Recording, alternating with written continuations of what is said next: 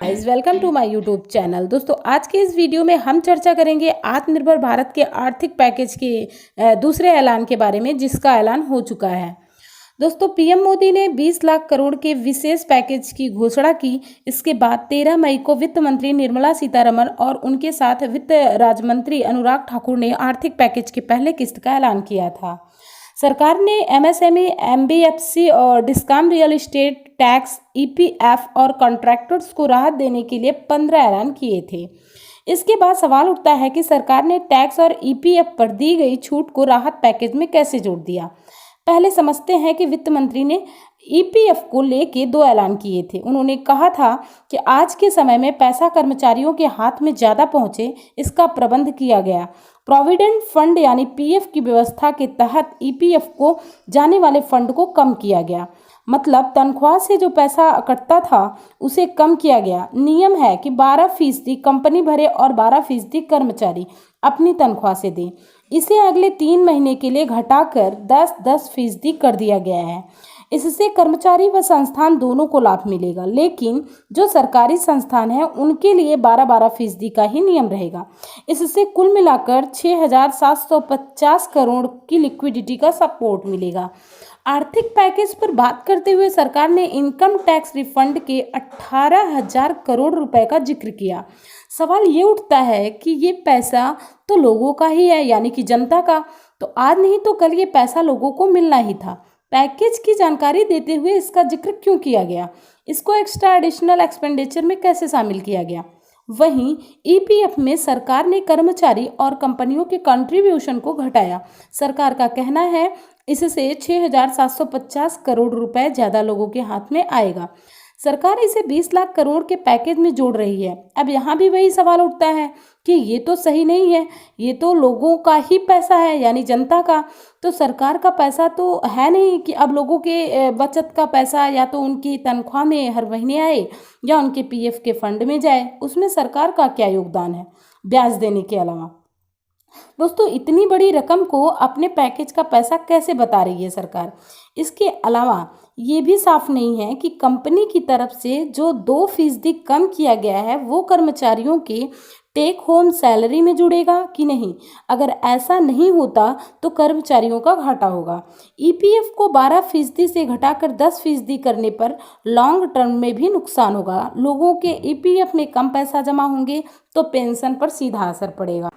सरकार को ये साफ करना चाहिए कि क्या वो टैक्स रिफंड और पीएफ के आंकड़े वाकई राहत पैकेज में जोड़कर 20 लाख करोड़ के आंकड़े तक पहुंची है।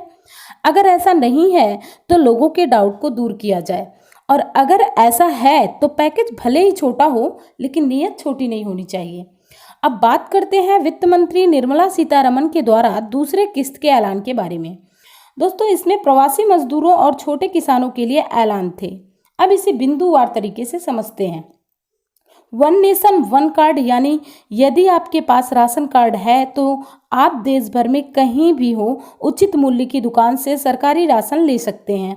अगले साल के मार्च तक ये योजना पूरे देश में लागू हो जाएगी। ये मोदी सरकार की बहुत ही अच्छी पहल है, लेकिन फिर वही बात कि इसे राहत पैकेज में क्यों जोड़ा जा रहा है? ये तो पहले से अनाउंस था कि देश में एक राशन कार्ड की व्यवस्था की जाएगी। जब बजट का अनाउंसमेंट हो रहा था उसी समय रामविलास पासवान ने इस चीज़ को बताया था, जो कि खाद्य मंत्री हैं। मजदूरों के लिए वित्त मंत्री ने कहा अब न्यूनतम मजदूरी का यूनिवर्सलाइजेशन किया जाएगा, यानी कि पूरे देश में एक समान न्यूनतम मजदूरी का ऐलान किया जाएगा और कानून लाकर इसे सख्ती से लागू किया जाएगा। सरकार की माने तो अभी न्यूनतम मजदूरी केवल 30% मजदूरों को ही मिलती है। अब सरकार कानून के सहारे देश में काम कर रहे सभी मजदूरों को देश में न्यूनतम मजदूरी दिलाएगी। योजना अच्छी है, बस लागू हो जाए फिर समझ में आए। तो अब समझते हैं तीसरे पॉइंट के बारे में। प्रवास में रह रहे मजदूरों को सरकार सस्ते किराए के घर उपलब्ध कराएगी। इसमें राज्य सरकार को सस्ते किराए के घर दिलाने के लिए प्रेरित किया जाएगा। दूसरा, उद्योगों को भी मजदूरों को रहने के लिए सस्ते व्यवस्था कराने को कहा जाएगा, यानी ये काम पब्लिक प्राइवेट पार्टनरशिप पर होगा और इस योजना को प्रधानमंत्री आवास योजना का हिस्सा माना जा रहा है। मतलब यहाँ भी वही रणनीति अपना रहे हैं। खैर, अब खर्चे देखते हैं जो सरकार ने गिनाए हैं। राज्य सरकार ने प्रवासी मजदूरों को शेल्टर दिया, खाना दिया, ये काम किया राज्यों ने, लेकिन खर्चा केंद्र सरकार का हुआ है। इसके लिए स्टेट डिजास्टर रिलीफ फंड यानी SDRF में राज्यों को केंद्र ने पैसा दिया। इसमें 11,000 करोड़ रुपए का खर्च आया। इसके अलावा सरकार ने ये भी बताया कि प्रवासी मजदूरों को 2 महीने और राशन दिया जाएगा, जिसका खर्च लगभग 3,500 करोड़ आएगा। ये खर्च भी केंद्र सरकार के खाते से ही किया जाएगा। अब बात करते हैं रेहड़ी या पटरी पर धंधा करने वाले लोगों की। सरकार ने कहा कि लॉकडाउन की वजह से इनका धंधा बंद हो चुका है। इनका धंधा शुरू करने के लिए 10,000 तक का लोन दिया जाएगा। इसमें सरकार का कुल खर्च 5,000 करोड़ का आएगा। अब बात करते हैं किसानों की। वित्त मंत्री ने कहा कि पिछले 2 महीनों में किसानों को 86,600 करोड़ रुपए का लोन दिया गया। सरकार ने इसे भी राहत पैकेज में जोड़ लिया।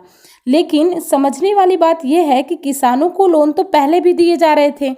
अगर ये कोरोना संकट ना होता तब भी ये लोन दिए जाते। इसमें सरकार के राहत पैकेज का क्या योगदान है? अब आते हैं मध्यम आय वर्ग पर।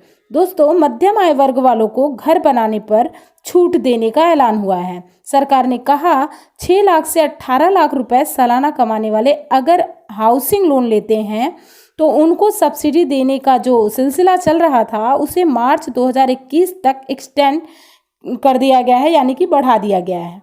दोस्तों, ये योजना पहले से चल रही थी। इसमें सरकार के राहत पैकेज का क्या रोल है ये समझ से परे है। इसमें भी उन्होंने बताया कि 2,05,000 करोड़ यहाँ से भी सरकार खर्च करेगी। अब 20 लाख करोड़ की गणित एक बार समझते हैं।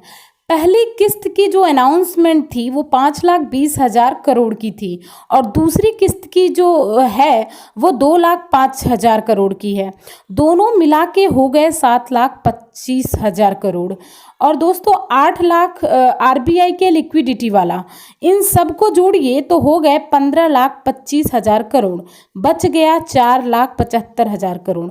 पहला जो पैकेज है वो आ चुका है गरीब कल्याण योजना के तहत 1,70,000 करोड़। उसमें से इसे भी अगर घटा दिया जाए तो अब बचते हैं 3,05,000 करोड़। राउंड फिगर में अगर देखें तो 3 लाख करोड़ मान लेते हैं। मतलब 17 लाख करोड़ दिया जा चुका है सरकार के द्वारा जनता को। दोस्तों, CTC और इन हैंड का खेल यही होता है। मतलब कि सरकार को अब बस केवल 3 लाख करोड़ का हिसाब देना है, बाकी 17 लाख करोड़ का हिसाब सरकार दे चुकी है।